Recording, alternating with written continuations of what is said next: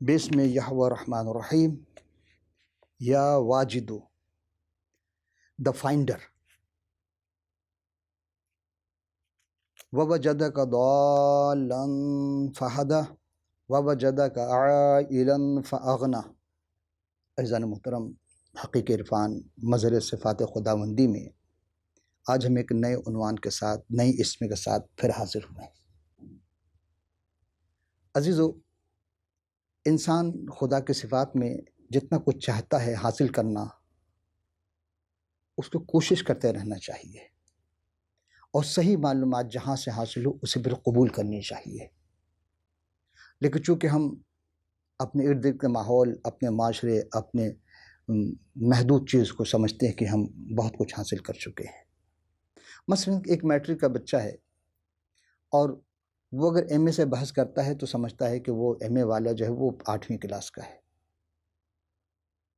فرق یہ ہو جاتا ہے، ہماری سوچ ابھی میٹرک کی بھی نہیں اور ہمیں ایم اے سے کیا مقابلہ کر سکتے ہیں.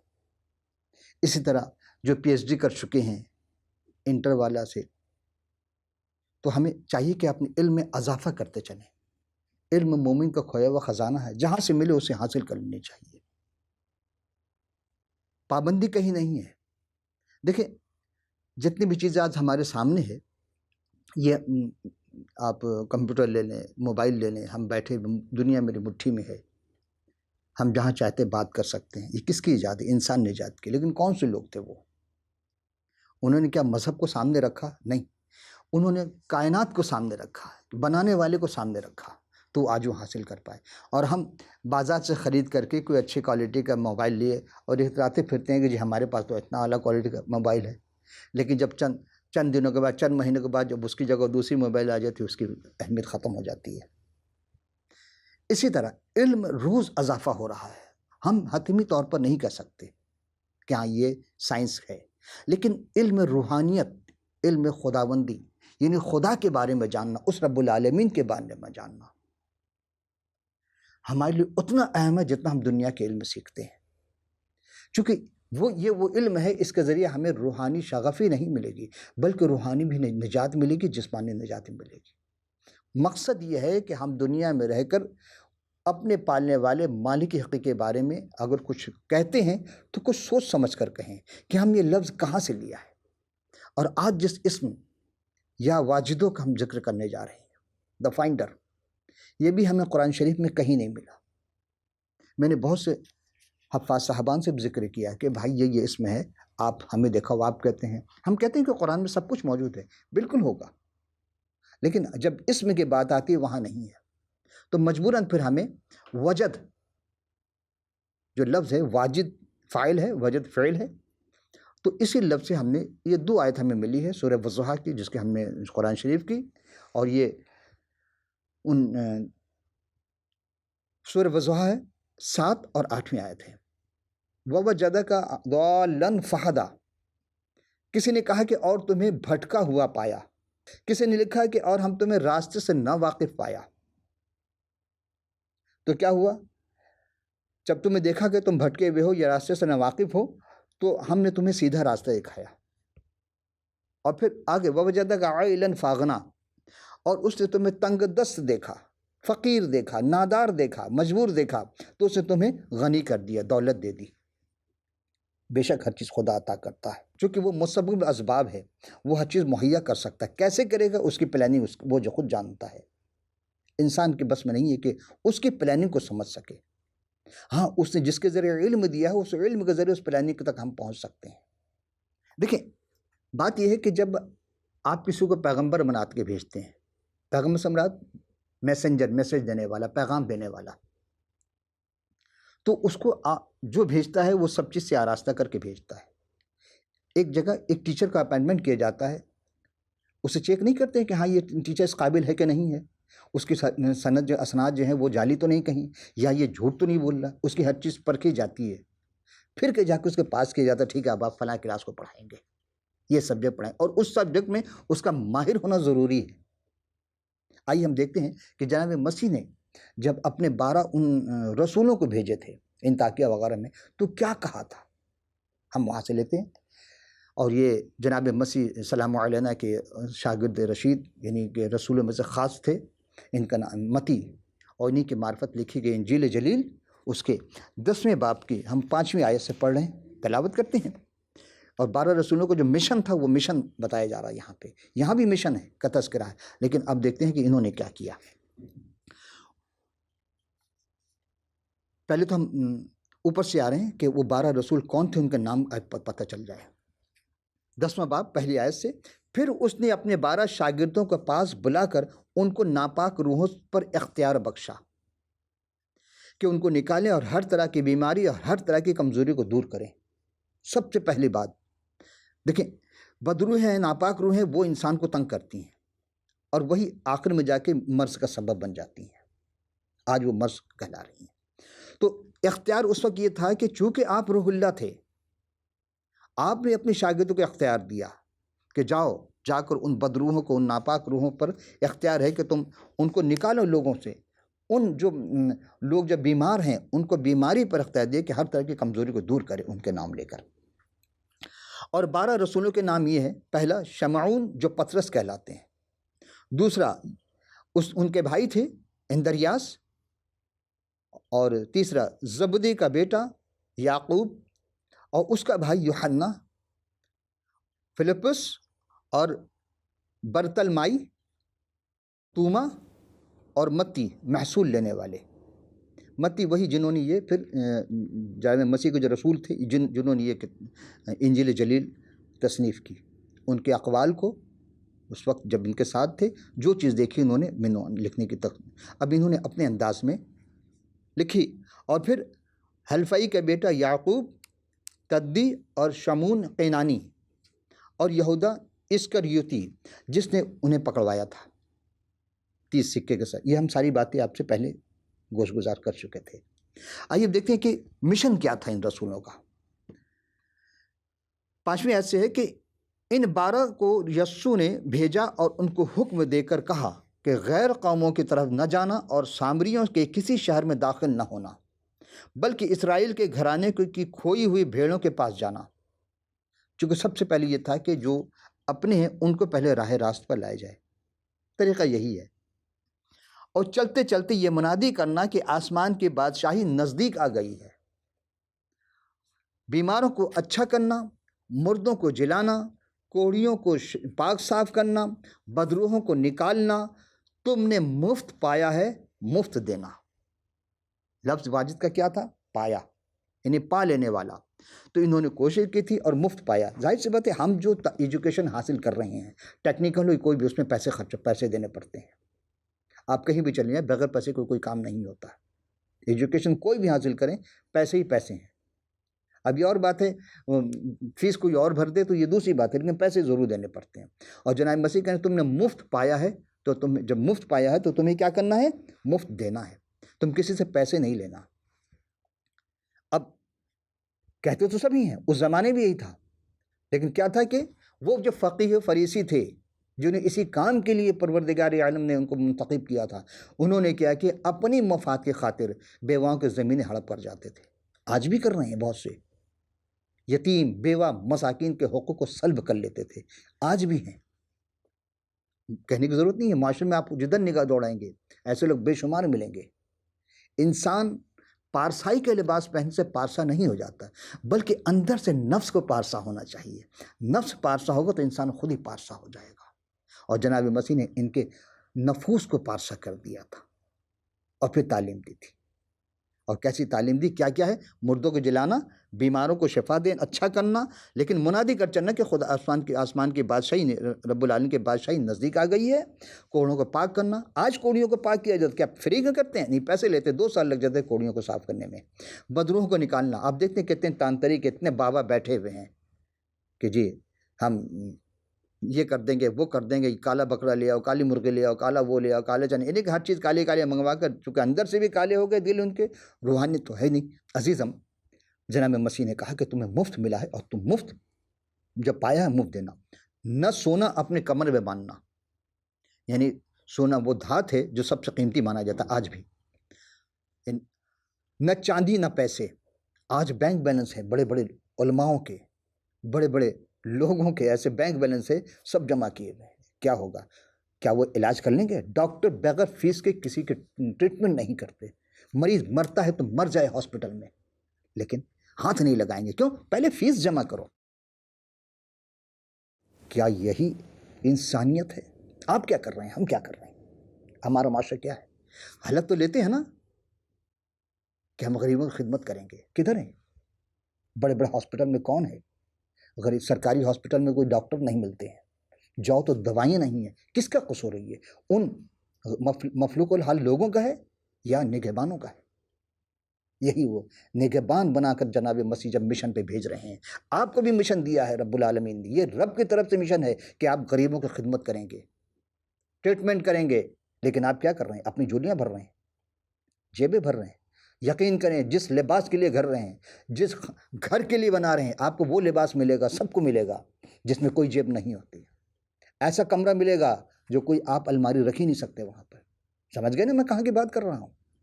جملے بڑے سخت ہیں میرے، لیکن عزیز ہو، لفظ میرے نہیں ہیں کسی بزرگوں کے، ہے تو کہیں نہ کسی کتاب سے آئی مجھ تک۔ تو آپ وہاں کی تیاری کریں جہاں جواب دینا ہوگا۔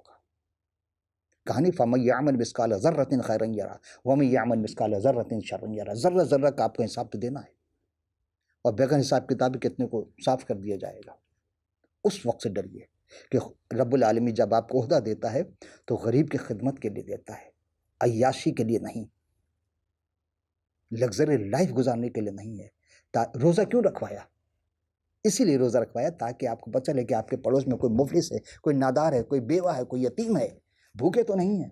لیکن کہاں اے سی میں رہ کر روزہ تھوڑی پتہ چلتا ہے، باہر نکل کے تو اے سی میں رہنا، اے سی گاڑی میں جانا، اے سی آفس سے، سب کو اے سی، لیکن جب ایسی کہ تیسی ہو جائے گی پھر کیا کریں گے؟ چند روزہ زندگی ہے، اب بھی موقع ہے، غلطی ہو جاتی ہے انسان سے، معافی مانگ لیجیے، وہ غفور الرحیم ہے۔ آئیے ہم پھر غور کرتے ہیں۔ نہ سونا اپنے کمر میں رکھنا، نہ چاندی نہ پیسے، راستے کے لیے نہ جھولی لینا، نہ دو کرتے، نہ جوتیاں، نہ لاٹھی، کیونکہ مزدور اپنی خوراک کا حقدار ہے۔ جہاں مزدوری ملے گی مزدوری بھی کرنا ہے، یعنی خود مزدوری بھی کرنا ہے، اس مزدوری سے اپنے پیٹ پالنا ہے۔ تمہیں فکر نہیں ہونی چاہیے کہ تمہارے پاس لباس ہے۔ آج ہم چند دل کے کہیں اگر جاتے تو اپنے کتنے سامان لے کر جاتے ہیں، لیکن وہاں آرڈر کیا دے رہے جناب مسیح؟ اور جس نے جناب مسیح کی اس اقوال پر عمل کیا کہاں سے کہاں پہنچ گئے۔ پیدل چلتے رہے 600 کلومیٹر، اپاہج لوگ تھے، لیکن ان کو ایک مشن تھا۔ آج ہمارا مشن فیل ہو چکا ہے، آج ہمارا ملک کلاش ہو چکا ہے۔ کیا مشن ہے؟ خدا کا مشن یا آپ کا اپنا مشن؟ غور کرنا، کبھی اپنے مشورے سے پوچھنا کہ ہم خدا کے مشن پہ کام کر رہے ہیں یا اپنے نفس کے مشن پہ کام کر رہے ہیں۔ کامیابی اس کو نہیں کہتے ہیں، کامیابی کہتے ہیں کہ آپ کو جو اللہ نے سربراہ بنایا ہے، جس چیز کا، جس علاقے کا، جس عہدے کا، جس ڈپارٹمنٹ کا، جس محکمے کا، آپ کو انجام دینا ہے، لیکن ایمانداری کے ساتھ۔ اور جس شہر یا گاؤں میں داخل ہو، دریافت کرنا کہ اس میں کون لائق ہے، اور جب تک وہاں سے روانہ نہ ہو اسی کے یہاں رہنا، چونکہ لائق کی قدر کرتا ہے، نالائق کی قدر نہیں کرتا۔ قدر جوہر شو بداونت یا بداونت جوہری، جوہر کی قدر وہی کرے گا جو جوہری ہوگا، ورنہ مرغے کو دے دو تو وہ تو پیر مار کے کچرا سمجھ کر کے، دانہ تو کھا نہیں سکتا، وہ کہے گا لال پتہ نہیں کیا ہے، وہ تو پیر مار کے پھینک دے گا۔ اور گھر میں داخل ہوتے وقت اسے دعائے خیر دینا، تو کیا تعلیم کہ جب کسی گھر میں جانا تو وہاں دعا کرنا ان کے لیے۔ اور یہی ہے کہ آج ہم دعا نہیں کرتے، بد دعا کرتے ہیں، اور بد دعا کو ہم نے دعا سمجھ لیا ہے۔ جسی میں کہیں بھی چلے جائیں، کسی بھی عبادت خانے میں چلے جائیں، ہے یہی کہ جی سب کچھ اپنے لیے مانگتے ہیں، اپنے پڑوسی کے لیے، اپنے رشتہ داروں کے لیے، اپنے محلے کے لیے، اپنے شہر کے لوگوں کے لیے نہیں مانگتے، اور دعا ہی کرنا سب کے لیے، بد دعا نہیں کرنا۔ لیکن کیا کرتے ہیں؟ بڑے بڑے علماء کو دیکھا، مفتیوں کو دیکھا، کیا کہتے ہیں کہ یہ فلاں کے بیڑا غرق ہو جائے، ہم تو دیکھ رہے ہیں آپ کا بیڑا غرق ہو گیا۔ کہاں ہیں؟ خدا کے مشن میں، اللہ کے مشن میں آپ کو جو رکھا گیا ہے، یہ اتنا بڑا عہدہ دیا گیا ہے، پیسے لے کر فتویٰ نہیں جاری کریں، غلط فتوے جاری نہ کریں۔ بہت سے ایسے ہیں جاری کر دیتے ہیں، بہت کم لوگ ایسے ایماندار ہیں جن کی وجہ سے خدا نے بھی دنیا کو قائم رکھا ہے، کیونکہ کوئی آنے والا ہے اس کی وجہ سے۔ اور اگر وہ گھر لائق ہو تو تمہارا سلام اسے پہنچے، اگر لائق نہ ہو تو تمہارا سلام تم پر پھر آئے گا، اور اگر کوئی تم کو قبول نہ کرے اور تمہاری باتیں نہ سنے تو اس گھر میں اس شہر سے باہر نکلتے وقت اپنے پاؤں کے گرد جھاڑ دینا۔ میں تم سے سچ کہتا ہوں کہ عدالت کے دن اس شہر کی نسبت سدوم اور عمورہ کے علاقے سے زیادہ برداشت کے لائق ہوگا۔ یہ دو علاقے تھے جو ایسے تھے، سدوم اور عمورہ، جہاں خدا کے حکم کے عدولی کی گئی، جہاں بت پرستی سے منع کیا گیا وہیں بت پرستی ہوئی، جہاں ہر اس کام سے جو خدا نے شریعت میں منع کیا تھا وہی کام وہ کرتے رہے۔ آج بھی ہمارے یہاں ہے، گوشت کا وزن بڑھانے کے اس میں پانی کا انجیکشن لگا دیتے ہیں۔ بتائیے اس ایمانداری ہے؟ ریٹ آپ اپنی مرضی سے لگاتے ہیں، کیا ایمانداری ہے؟ لیکن چیز تو ایک نمبر نہیں دے رہے، ہر چیز۔ اس لیے کہا کہ عدالت کا دن جب ہوگا، کیا ہوگا؟ وہ شہر تباہ کر دیا جائے گا۔ ہر وہ شہر آپ دیکھتے ہیں، ہر شہر تباہ ہو رہا ہے، بہانہ کوئی بھی بن جائے گا، بم بلاسٹ ہو، اوپر سے میزائل مار دی جائے، کچھ کی جائے، بہانہ ہے، موت کا بہانہ ہے۔ پروردگار نے اپنے اوپر کبھی موت کو نہیں لے گئے کہ خدا کی طرف سے موت آئی ہے، نہیں، انسان کے اپنے بدعمالی کی وجہ سے اس کو تمام جگہ یہ چیزیں ملتی ہیں۔ عزیزم، اب ہم چلتے ہیں ایک اور آیت کی طرف، اور وہ ہے حضرت لوقا، یہ بھی ایک رسول تھے، اور ان کی معرفت لکھی گئی انجیل جلیل 13ویں باب کی ہم 6 آیت کے صرف ایک تمثیل پیش کریں گے آپ کی خدمت میں۔ پھر اس نے یہ تمثیل کہی کہ کسی نے اپنے پاکستان میں ایک انجیر کا درخت لگایا تھا، وہ اس میں پھل ڈھونڈنے آیا اور نہ پایا۔ لفظ اس میں کیا ہے؟ واجد یا واجدو، اے پا لینے والے، لیکن یہ آیا اور انجیر کے درخت میں اب پھل نہ پایا۔ اس پر اس نے باغبان سے کہا کہ دیکھ، 3 برس میں اس میں انجیر کے درخت میں پھل ڈھونڈنے آتا ہوں اور نہیں پاتا، اسے کاٹ ڈال، یہ زمین کو بھی کیوں روکے رہے؟ یعنی جس حدود میں ہے جہاں پہ ہے وہ ایک انجیر کا درخت، اور مثال دی گئی انجیر کے درخت سے۔ آپ نے وتین و زیتون پڑھ چکے ہوں گے، قسم انجیر کی، قسم زیتون کی، یہاں بھی انجیر کا تذکرہ ہے۔ لیکن انجیر کے درخت میں جب پھل نہیں پائے تو کیا اس نے کہا 3 سال ہو گئے، یہ اتنا جگہ گھیرا ہے، اسے کاٹ ڈالو، جڑ سے نکال پھینکو۔ یعنی جو بھی جس کو جو عہدہ دیا گیا ہے، جو مشن دیا ہے، اگر وہ اپنے نیک، بد مشن کی میں بات نہیں کر رہا ہوں، وہ مشن، کچھ لوگ شیطانی مشن کو بھی اپنا مشن سمجھ بیٹھے اور اس کو اللہ اور رسول کے نام سے مشن کہتے ہیں، نہیں، بلکہ وہ مشن جو انسانیت کی فلاح و بہبود کے لیے کام آئے۔ قتل کر دینا یہ انسانیت نہیں ہے، بچا دینا یہ انسانیت ہے۔ اب کیا کہا کہ جب اس انجیر کے درخت جو جگہ گھیرے ہوئے تھا، اس کو کیا کہا؟ کاٹ ڈالو، چونکہ جگہ بھی گھیرے، اس کی جگہ دوسری چیز تھا۔ یعنی اب جو شخص اس کام کو نہیں رہے گا، جو خدا کے مشن کو آگے نہیں بڑھائے گا، جو پراگندہ کر دے گا، اس کو نیست نابود کر دیا جائے گا۔ یہ مطلب یہ بھی نکلتا ہے کہ انجیر کا درخت جب پھل نہیں دیا، پھل دینے سے مراد اب کیا ہے کہ آپ کو جس مقصد کے رکھا گیا اس میں آپ کو ترقی ہونی چاہیے، آپ کے پڑوس کو، آپ کے لوگوں کو، آپ کے جو ماتحت ہیں ان کو علم میں اضافہ، ان کے روحانیت میں اضافہ۔ لیکن کسی آفس میں روحانی میں اضافہ میں نہیں دیکھتا ہوں، کام چوری میں اضافہ ضرور ہوتا، کام نہیں کرتا کوئی، یہ ایک الگ بیماری ہے۔ تو اس کو کیا کیا جاتا ہے؟ جو کام نہیں کرتا اس کو نکال دیتا مالک۔ اس نے جواب میں اس سے کہا، اے خداوند، اس سال تو اور بھی اسے رہنے دے تاکہ میں اس کے گرد تھالا کھودوں اور کھاد ڈالوں۔ یعنی گرد کھود کر کے اور اس میں کھاد ڈالا جاتا ہے، اس کے مفہوم میں ہے اگر آگے کو پھلا تو خیر، تو اس کے بعد کاٹ ڈالنا۔ مالک نے کہا کہ اگر پھل گیا تو ٹھیک ہے، نہ کاٹ ڈالنا۔ آج بھی اگر کوئی شخص اپنے کام کو صحیح انجام نہ دے تو اسے ادارہ رکھتا ہے؟ نہیں رکھتا، نکال دیا جاتا ہے۔ تو یہ انجیر کے درخت سے مثال دی انسان کو خدا نے زمین پر جس مشن کے لیے بھیجا ہے، اگر وہ اس میں بجائے بھلائی کے، بجائے نیکی کے، بجائے خیر خواہی کے وہ بد امنی پھیلاتا ہے یا برائی کرتا ہے اور برائی کو فروغ دیتا ہے، تو پھر خدا اس کو نہیں رکھے گا۔ اور وہ اچھوں کو تو مارتا ہے لیکن بروں کو اور پھلنے دیتا ہے، تو اس پر بھی خدا اسے موقع دیتا ہے۔ پروردگار ہر کسی کو موقع دیتا ہے۔ آئیے ہم جناب متی رسول کی معرفت لکھی گئی انجیل جلیل کی یہ 18ویں باب کی ہم کھوئی ہوئی بھیڑ کے تمثیل سے ہم سیکھتے ہیں کہ آپ کیا فرمانا چاہتے ہیں۔ 10ویں آیت سے ہے، خبردار ان چھوٹوں میں سے کسی کو ناچیز نہ جاننا، کیونکہ میں تم سے کہتا ہوں کہ آسمان پر ان کے فرشتے میرے آسمانی باپ کا منہ ہر وقت دیکھتے ہیں۔ یعنی کسی کو حقیر جاننے کے لیے منع کیا گیا ہے۔ ہمارے رتبے میں اسے بڑا سمجھا جاتا ہے، لیکن انسان خدا کی نگاہ میں حقیر وہ ہے، رتبے کے اعتبار سے نہیں، مال دولت کے اعتبار سے نہیں، ایمان کے اعتبار سے وہ بڑا ہے۔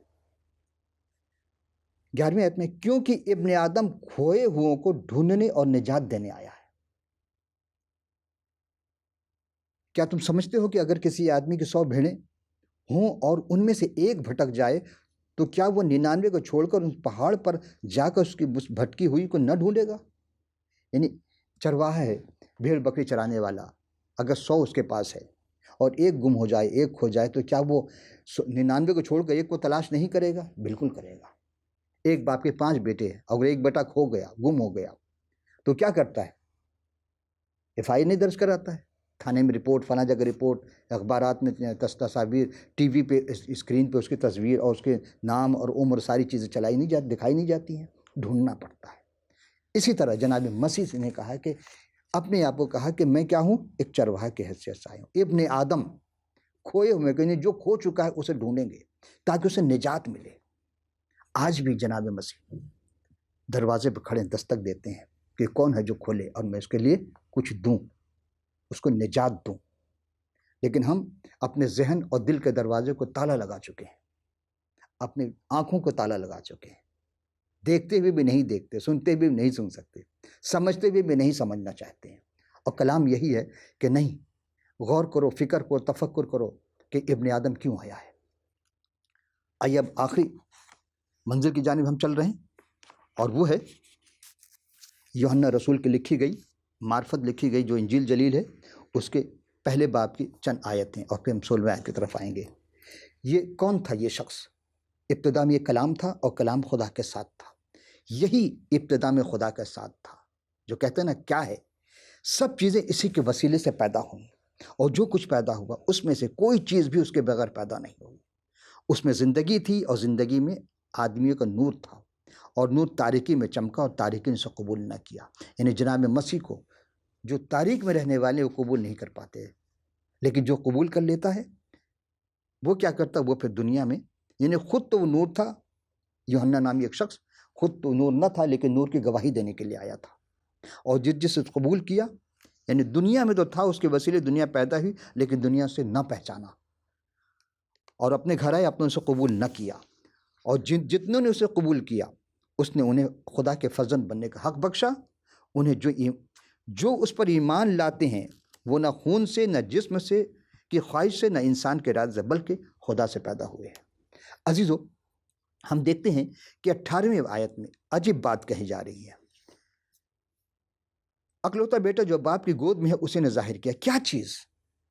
اس کو 17ویں آیت سے جب لیں گے کہ اس لیے کہ شریعت تو موسیٰ کی معرفت دی گئی، مگر فضل اور سچائی یسوع کے معرفت پہنچی ہے۔ انسان کو فضل چاہیے، سچائی چاہیے، تو جناب مسیح کا دامن کو تھامنا ہوگا کہ خدا کو کسی نے نہیں دیکھا، لیکن اکلوتا بیٹا جو باپ کی گود میں ہے اسی نے ظاہر کیا۔ اور کیا ظاہر کیا؟ کیونکہ اس کی معموری میں ہم سب نے فضل پر فضل پایا۔